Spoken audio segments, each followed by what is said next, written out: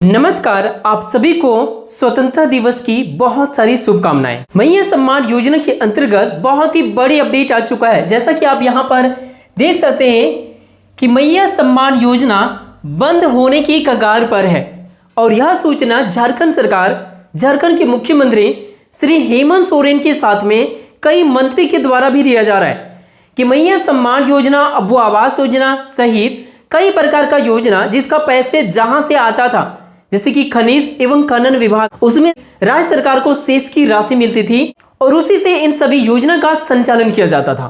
फिलहाल केंद्र सरकार ने एक नया विधेयक में संशोधन किया है। सब कुछ मैं आपको बताऊंगा, जिसके अंतर्गत बहुत बड़ी प्रभाव पड़ गया है। अब सवाल यह है कि ऐसी स्थिति में 25वीं किस्त की राशि आखिर मिलेगा कि नहीं मिलेगा, क्योंकि देखिए वर्तमान में 24वीं किस्त तक की राशि झारखंड के 50 लाख से भी ज्यादा महिलाओं के बैंक खाता में ट्रांसफर कर दी गई है और 25वीं किस्त की राशि सरायकेला खरसावां के महिलाओं के खाते में मिलने का शुरुआत भी हो गया, लेकिन बाकी झारखंड के 24 जिले में एक ही जिले को मिला, 23 जिला बाकी है। तो ऐसी स्थिति में 25वीं किस्त की राशि मिलेगा कि नहीं मिलेगा और अब आगे का किस्त मैया सम्मान योजना का 2500 रुपये करके मिलेगा या फिर मिलना बंद होगा, वो सब कुछ इस वीडियो में मैं आप सभी को बताऊंगा। अगस्त का पैसा मिलेगा या नहीं मिलेगा, इसी के साथ में देखिए जितने भी वोटर कार्डधारी हैं सभी ने SIR इन्फॉर्मेशन फॉर्म यानी गणना प्रपत्र जरूर भर के BLO को दिए होंगे। आप सभी ने ड्राफ्ट सूची में अपना नाम भी मिलान किए होंगे, नहीं किए हैं तो कर लीजिए। लेकिन देखिए इसके अंतर्गत एक बहुत ही बड़ा बदलाव किया गया है, आप सभी वोटर कार्डधारियों को जानना बहुत जरूरी है। इसी के साथ में जनगणना का पहला चरण कंप्लीट हो गया है, जिसमें गणना कर्मी आपके घर पर आए होंगे और आपसे कुछ इंपॉर्टेंट डाटा लिए होंगे कि घर में कितने सदस्य हैं और ऐसे ही कई सारे प्रश्न पूछे होंगे, जो आपका पहला चरण था।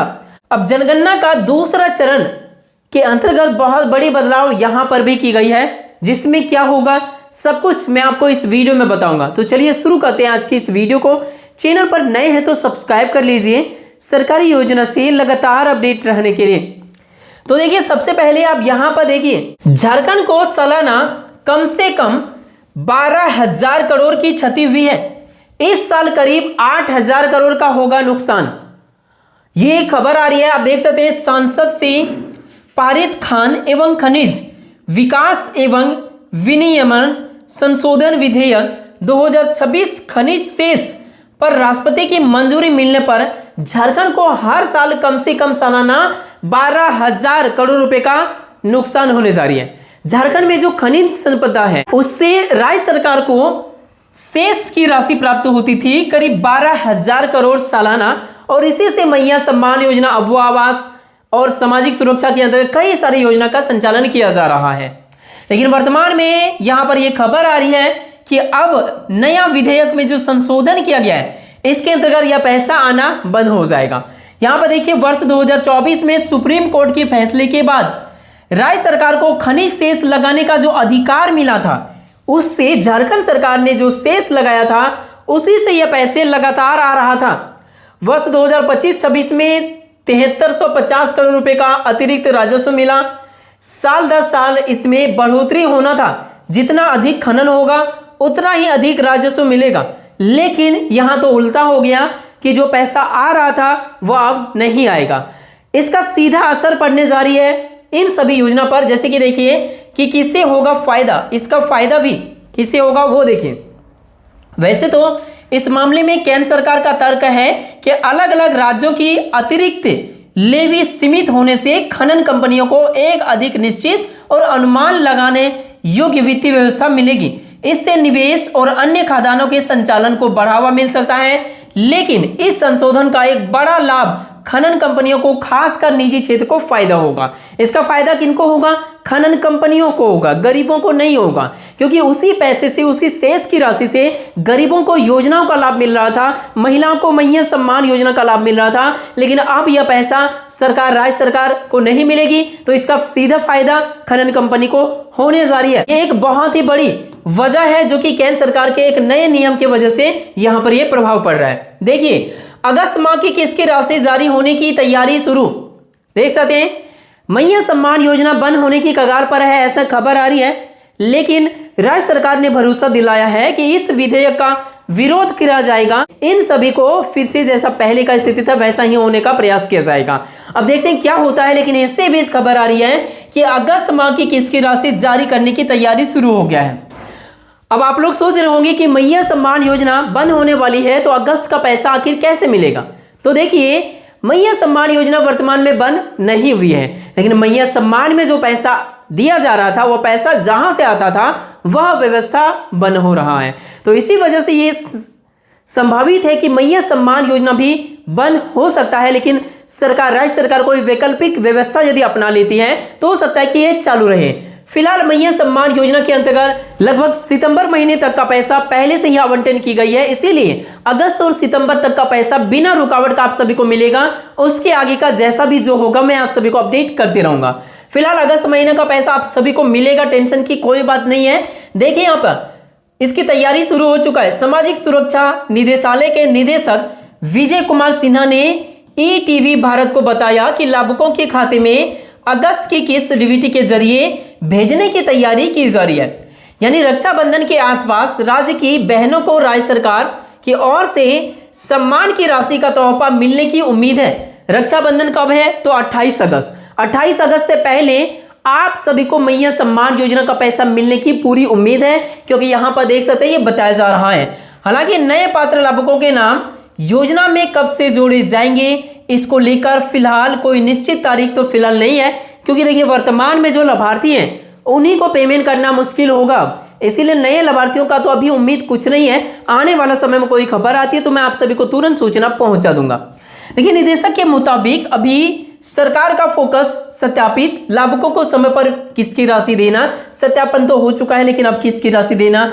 यहां देख सकते हैं वैसे वित्त मंत्री राधा कृष्ण किशोर ने पिछले दिनों ईटीवी भारत के साथ बातचीत के दौरान इस सवाल का भी जवाब कहा था कि नए लाभुकों को जोड़ने के लिए सरकार तैयारी कर रही है, लेकिन अब एमएमडीआर संशोधन विधेयक की वजह से राजस्व पर पड़ने वाले असर को देखते हुए पूरी योजना के आधार में लटकने की भी आशंका बताई जा रही है। मतलब देखिए, ये जो विधेयक में संशोधन हुआ, अब पैसे जब सरकार को नहीं मिलेगी तो वो योजनाओं में कहां से लगाएगी, तो ये वजह से अब नया योजना को स्वीकृति मिलने की अभी संभावना तो नहीं है।